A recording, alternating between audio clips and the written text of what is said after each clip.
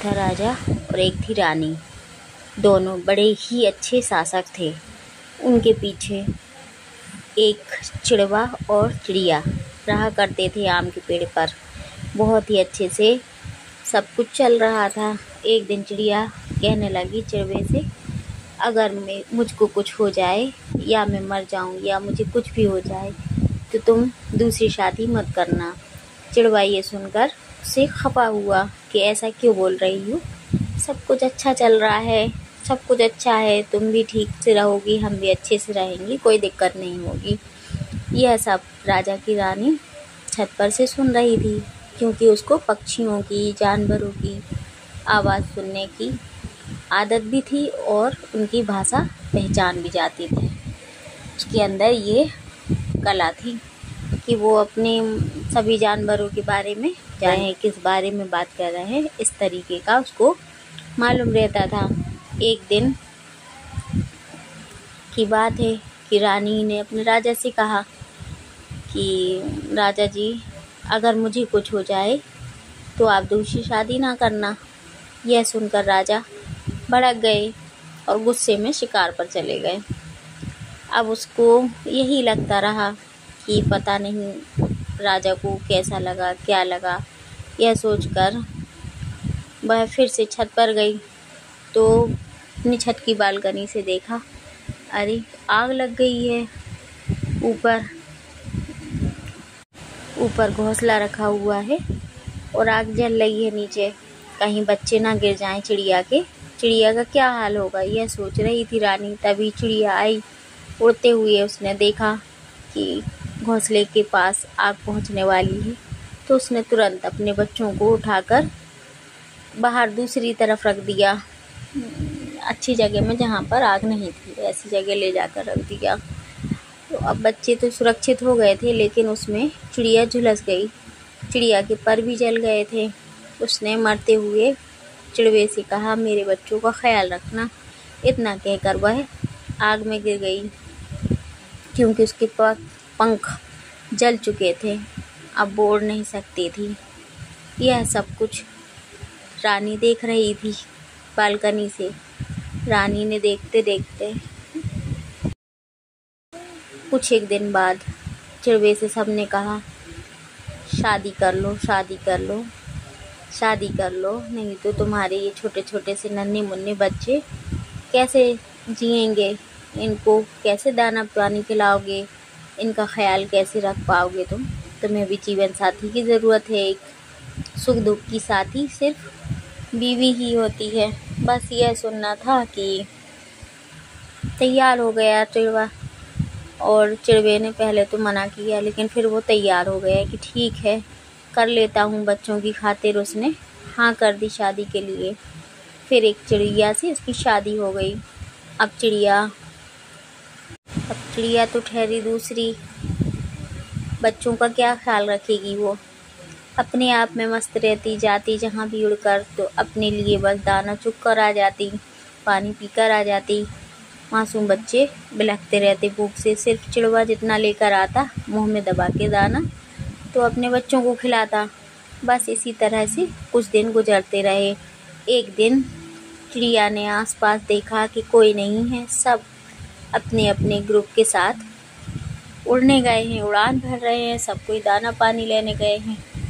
उसने आओ देखा ना ताओ, वहीं पर आम के पेड़ के नीचे आग जल रही थी। सब इकट्ठा कचरा होके जल रहा था, उसी में उसने बच्चों को गिरा दिया घोंसले समेत।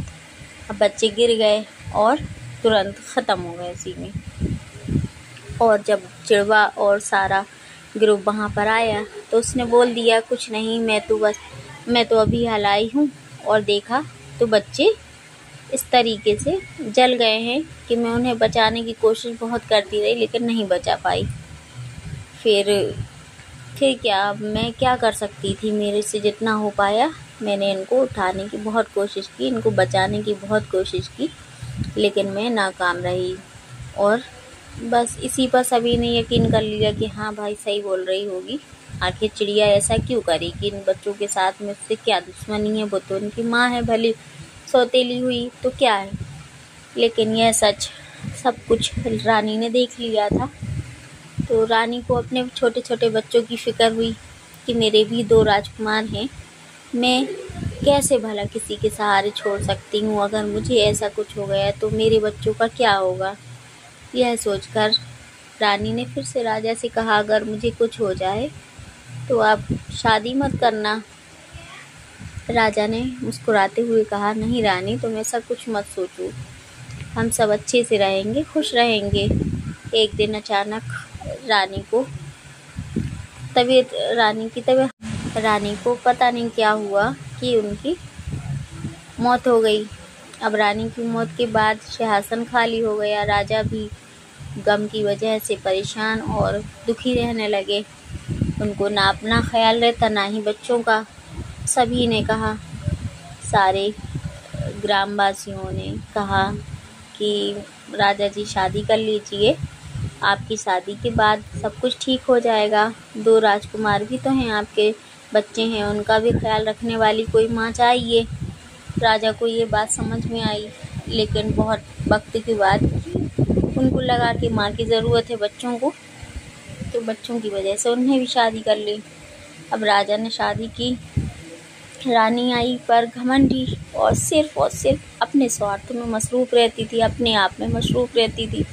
उसको ना तो बच्चों की परवाह थी और ना ही किसी प्रजा की परवाह थी। वो तो अपने आप में ही खुश रहती थी। बस उसको सिर्फ अपनी खूबसूरती का घमंड था और अपने माँ बाप की इकलौती संतान थी। इस बात का उसको बहुत ज़्यादा ऐशो आराम में रहने वाली थी, इसलिए उसको किसी की कोई परवाह नहीं थी। वो सिर्फ अपने आप में रहती थी। सब धीरे धीरे चलता रहा। फिर राजा एक दिन शिकार खेलने गया हुआ था राजा, और बच्चे अकेले थे। तो बच्चे छत पर जाकर खेलने लगे। तभी रानी अपनी सहेलियों के साथ आकर छत पर बैठ गई। बच्चों के पैर से बॉल लगकर उसकी गोद में गिर जाती है। रानी इस पर बहुत बवाल करती है, बहुत गुस्सा होती है, बहुत चिल्ला पुकार करती है, अरे ये तुमने क्या कर दिया, मेरे कपड़े गंदे कर दिए, तुम कैसा खेल रहे थे, तुम लोग कैसे मेरे से बदतमीजी कर रहे हो, तुम लोग इस तरीके की कैसे तुम्हें परवरिश मिली है। उसने परवरिश और बच्चों को ना जाने क्या क्या बोल दिया।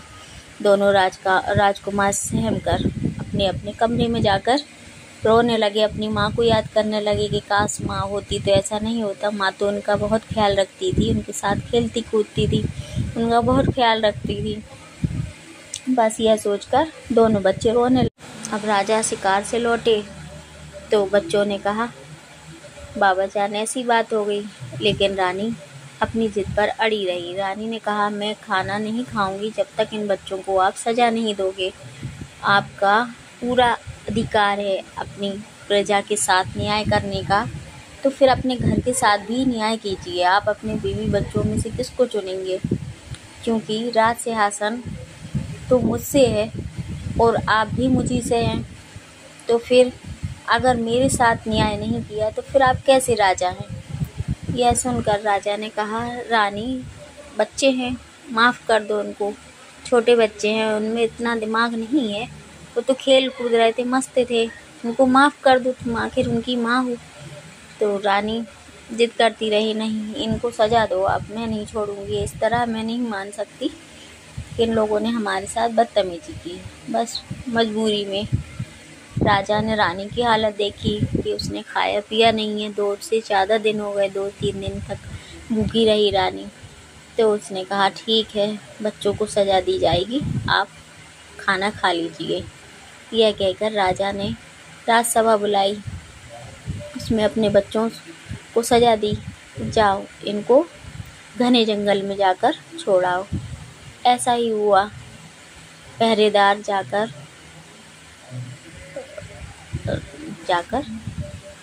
बच्चों को एक घने जंगल में छोड़ दिया।